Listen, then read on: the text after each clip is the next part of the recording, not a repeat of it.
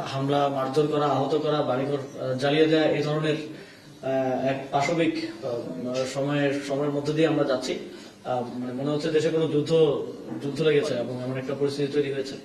তো এটা খুবই দুঃখজনক। বাংলাদেশের গণতন্ত্রের জন্য, বাংলাদেশের আমরা যেটা দেখেছি যে নির্বাচনের দিন বাংলাদেশে কোনো প্রকার খুনাখুনি ছাড়া এটা মনে হয় একটা নির্বাচন যেখানে কোনো প্রকার লাশ পড়েনি। যদিও আজকে আমরা নির্বাচন পরবর্তী সময়ে এসে আমরা সেটা বলতে পারছি না। নির্বাচনের ফলাফল ঘোষণার পর থেকেই এই সন্ত্রাসী কার্যক্রম শুরু হয়ে গিয়েছে। আমরা দেখেছি যে বিএনপির একজন বিদ্রোহী প্রার্থীর কর্মীকে হত্যা করা হয়েছে এবং বিভিন্ন জায়গায় আমাদের প্রায় প্রত্যেকটি আসনেই যেখানে জাতীয় নাগরিক পার্টি কন্টেস্ট করেছে সেখানে আমাদের নেতা কর্মীদের উপর হামলা করা হচ্ছে এবং যেখানে আমরা নির্বাচনে অংশগ্রহণ করিনি, আমাদের জোটের প্রার্থী অংশগ্রহণ করেছে, সেখানেও হামলা করা হচ্ছে।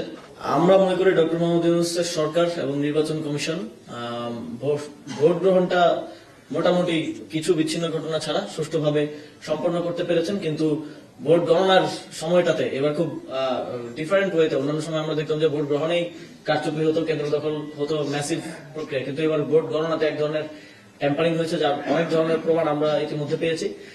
তো আমরা ভোট গণনার ক্ষেত্রে এবং ফলাফল প্রকাশের ক্ষেত্রে অবশ্যই বলবো যে সরকার এবং নির্বাচন কমিশন সহ যারা সংশ্লিষ্ট কর্তৃপক্ষ তারা ব্যর্থতার পরিচয় দিয়েছেন। আমরা বিশ্বাস করি অন্তত 3টি আসনে আমরা বিজয়ী হয়েছিলাম।